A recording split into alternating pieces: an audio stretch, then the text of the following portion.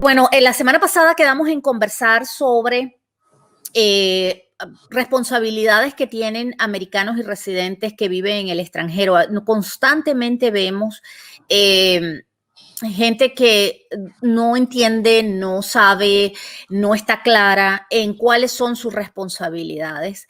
Yo quisiera que habláramos como de dos grandes áreas, porque una es las personas que vienen a los Estados Unidos y se convierten en residentes fiscales, y el convertirse en residentes fiscales implica que tengan responsabilidad fiscal de declarar sus ingresos a nivel mundial, no importando el tipo de visa que tengan, porque mucha gente se confunde o confunde el concepto de residencia desde el punto de vista de inmigración, de tener un green card, con la residencia fiscal. Y ese concepto es muy importante tenerlo claro. Son dos conceptos totalmente diferentes. Una persona se puede convertir en residente fiscal, y lo hemos dicho en otros programas, por presencia física, indistintamente de la visa que tenga. Puede tener una visa de turista, puede tener una visa de inversionista, puede tener cualquier visa, exceptuando la F1, que hay una exención de impuestos, que durante los primeros 5 años una persona con visa F1 se puede mantener como no residente fiscal.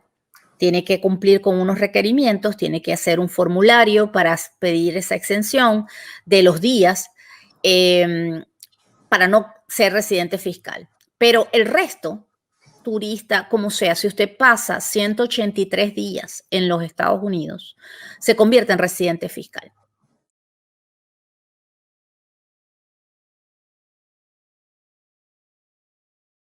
Entonces, si usted se tuvo que quedar por la pandemia, está pasando más de 183 días, quiero comentarles algo.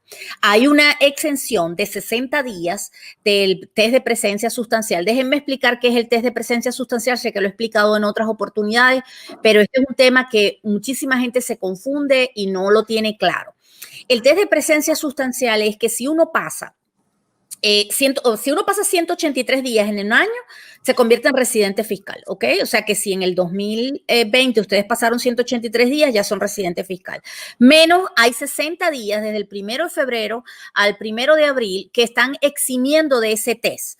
Quiere decir que si usted llegó antes del 1 de febrero, va a poder quitar 60 días. Si no llegó antes del 1 de febrero, sino que llegó en marzo, en abril, pues en marzo va a poder quitar hasta el 1 de abril. Esa es una exención que hay ahorita por la pandemia, 60 días del test de presencia sustancial.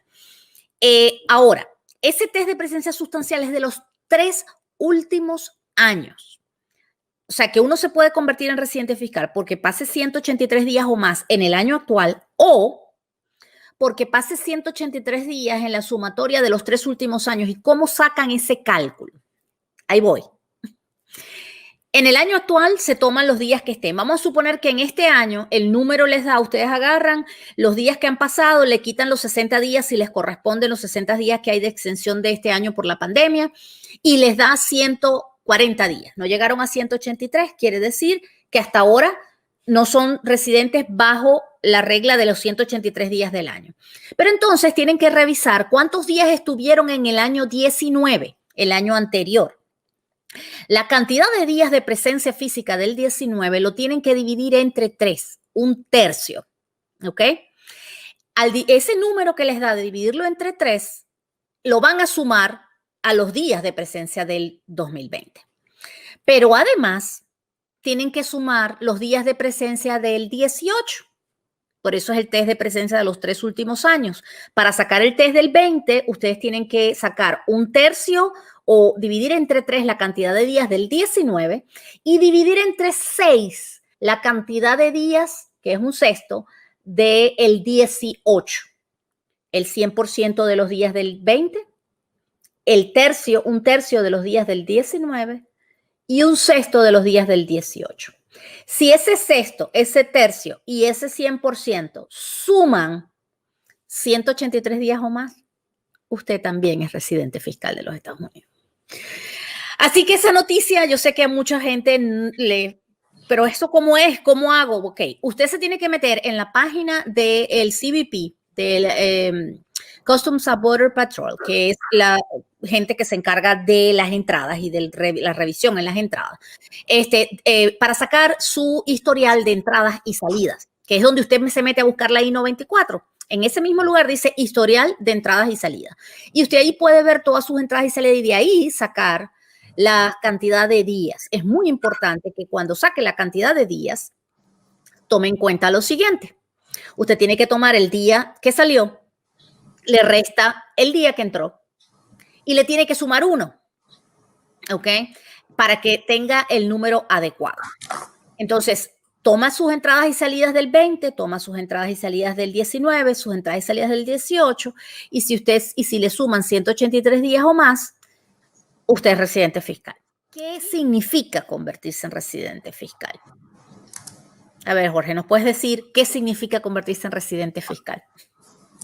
Sí, número 1, tienes que declarar tus ingresos a nivel mundial en los Estados Unidos. Significa que ingresos de cualquier parte de tu país, de otros países, países que no tienen régimen impositivo para los extranjeros, esos también. Entonces, Panamá, Suiza, todos esos sitios también tienen que ser taxados aquí. Entonces, eso es algo muy importante para cualquiera que esté pasando mucho tiempo aquí en los Estados Unidos, si tienes activos significativos o si estás generando ingresos en tu país significativos. Eso es número 1. Número 2 es el reporte de cuentas bancarias en el extranjero.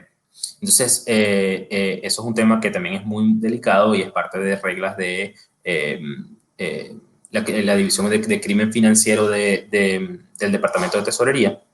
Y lo que piden es que si tú tienes cuentas bancarias, que al final del año, que en cualquier momento del año el saldo máximo agregado de esas cuentas sumaba más de $10,000, tienes que reportar esas cuentas en las cuales tenías firma o en las cuales eras titular. Entonces ahí entramos, pero yo no tenía ninguna cuenta con $10,000. No. Es que si tú tienes 10 cuentas con $1,000, en cualquier momento del año, ni siquiera a final de año, si tuviste en enero una cuenta con $1,000, otra cuenta después en febrero, otra cuenta, hasta el final de año se suma el saldo máximo agregado de las cuentas a llegar a los $10,000 y ahí tienes que reportarlas todas. Incluso si esas cuentas después suman que son $2, $3 a final de año, tienes que reportarlas. Eso pasa mucho con cuentas bancarias en Venezuela por la devaluación de la moneda. Que uno dice, yo tengo una cuenta que tiene dólares porque está en dólares o porque está en euros o algo por el estilo, y esa una cuenta que de repente tenía $10,000, por decir algo, por decir un monto, ya causa que tú después tengas que reportar todas tus cuentas, aunque tengan $1, $2, $3, $100, etcétera. Entonces, eso es muy importante y porque las penalidades esencialmente te quitan un porcentaje de tu saldo. Eso es lo que cobra el IRS. Sí, aquí yo quiero hacer una acotación porque mucha gente se confunde en que considera que hacer ese reporte implica un pago de impuestos. Ese reporte es netamente informativo.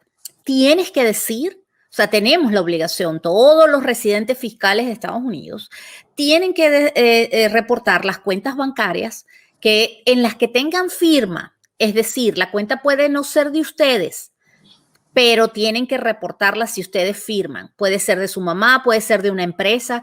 Tienen que reportar las cuentas. Ese reporte se llama FBAR, Foreign Bank Account Report. Es un reporte de cuentas bancarias foráneas.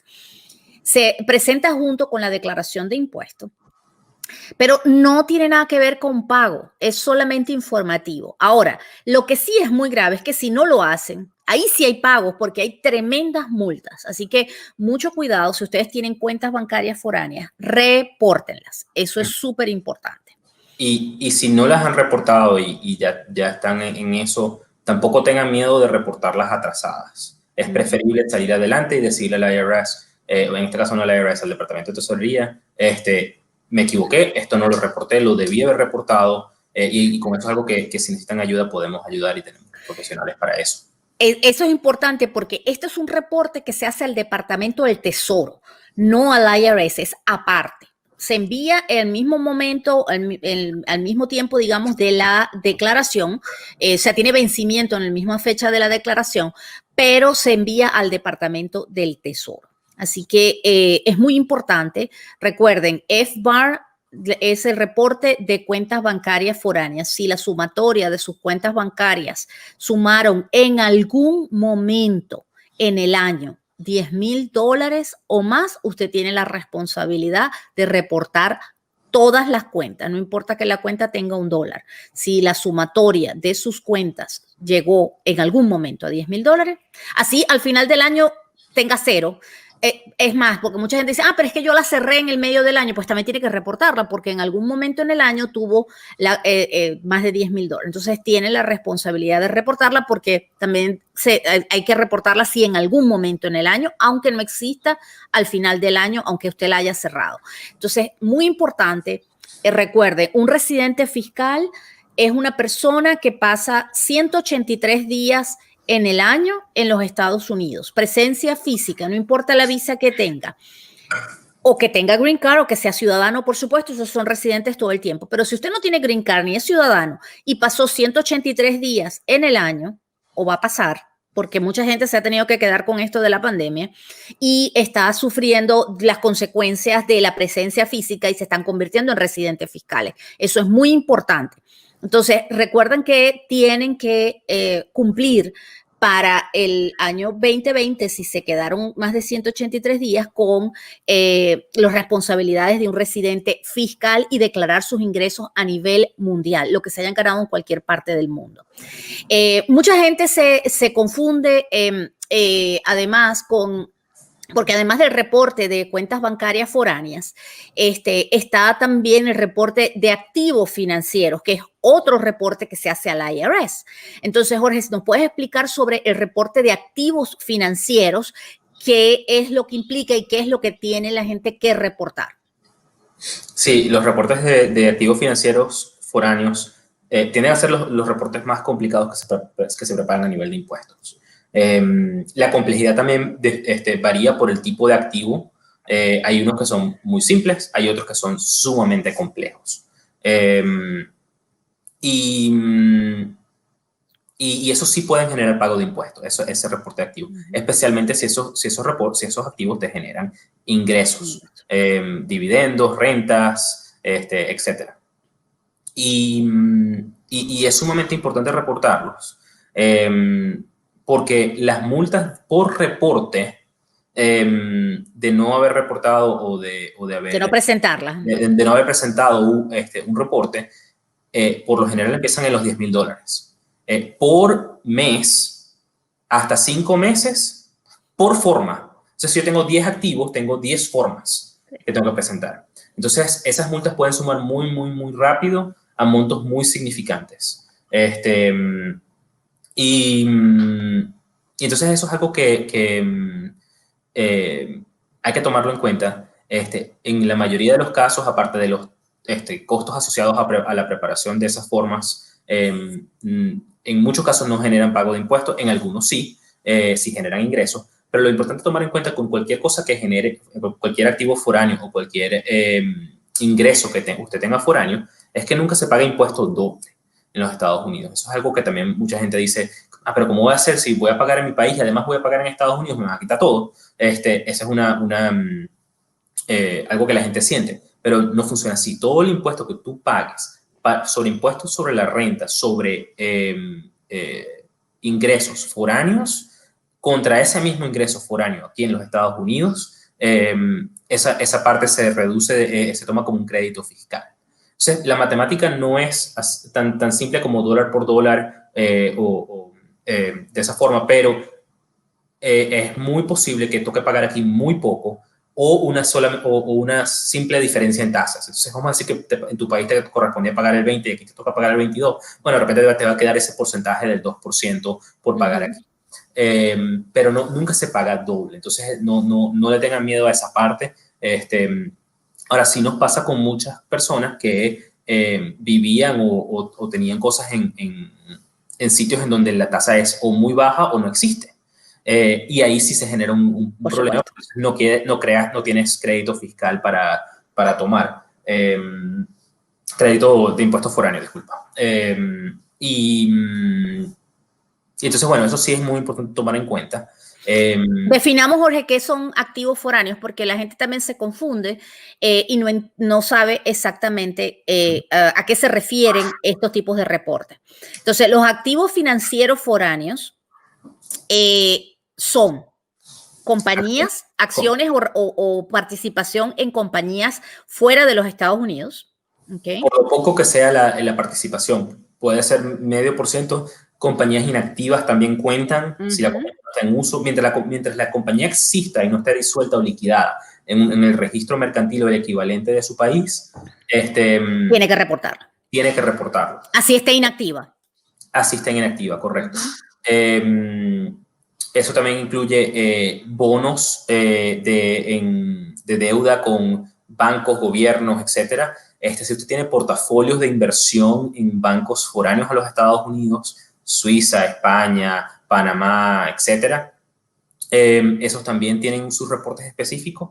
Y si se está convirtiendo en residente fiscal, lo mejor que puede chequear ahorita es llame a un profesional que sepa sobre estos temas, porque especialmente si tiene algún tipo de portafolio en bancos, porque cosas como fondos mutuales foráneos son las cosas más costosas que puedes hacer en impuestos para efectos del IRS.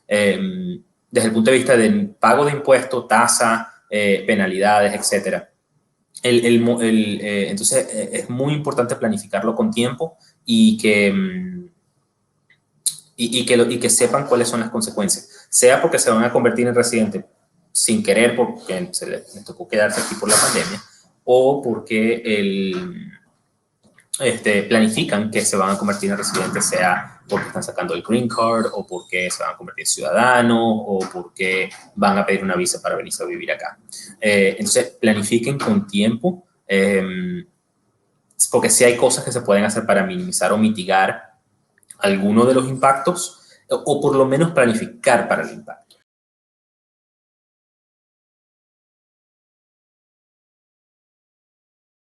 Así que todos los temas que son tanto personas foráneas que vienen a hacer negocios e inversiones acá y las responsabilidades que tienen, como residentes fiscales, que las obligaciones a nivel mundial, pero también sucede con personas que tienen green card o que tienen o ciudadanos americanos que viven fuera de los Estados Unidos. Y eso nos pasa constantemente.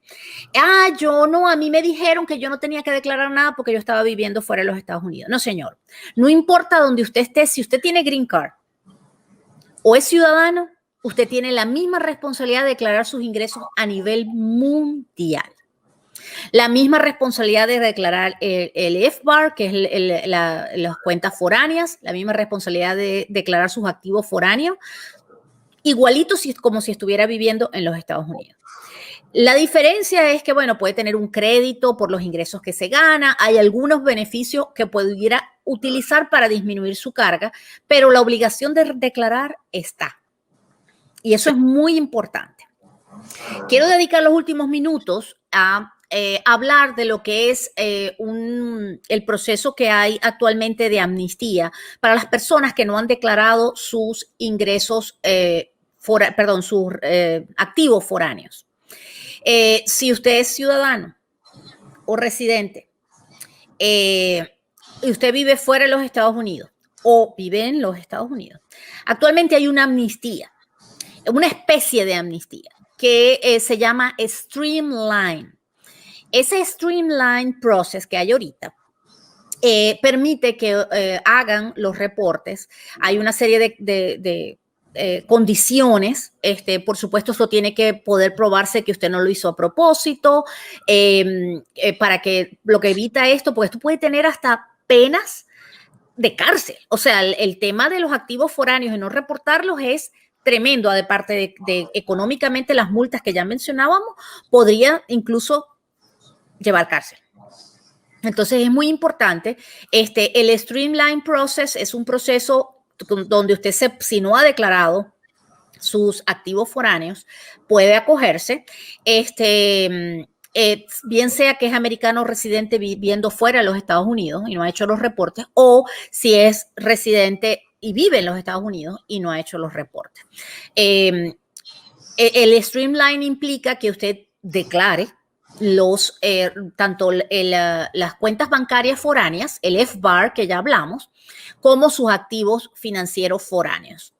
En el caso de los americanos o residentes que viven fuera de los Estados Unidos, si usted no lo hizo a propósito y puede demostrarlo y hace sus reportes, tiene que reportar 6 años de FBAR, de los reportes de cuentas bancarias foráneas, y 3 años de los activos foráneos. O sea que tienen que hacer enmienda de mínimo 3 años de sus declaraciones de impuestos sobre la renta en los Estados Unidos y 6 años de los activos foráneos. Eso es lo que el Streamline solicita. En el caso de los residentes o americanos que viven fuera de los Estados Unidos, tienen que reportar sus 3 últimos años, enmiendas e incluir los activos y 6 años del FBAR, que son las cuentas bancarias foráneas. En el caso de los que viven dentro de Estados Unidos, también es la misma cantidad de años. La diferencia es que hay una multa del 5% del valor de los activos más alto que tengan en los reportes que están haciendo. Así que ahí sí hay una multa que va a haber. Pero se evitan temas de posibilidad de que tengan problemas legales. En fin, es bien importante que se pongan al día y puedan acogerse al Streamline. Con muchísimo gusto, pues podemos apoyarlos en ponerse al día con todo lo que tiene que ver con sus reportes foráneos.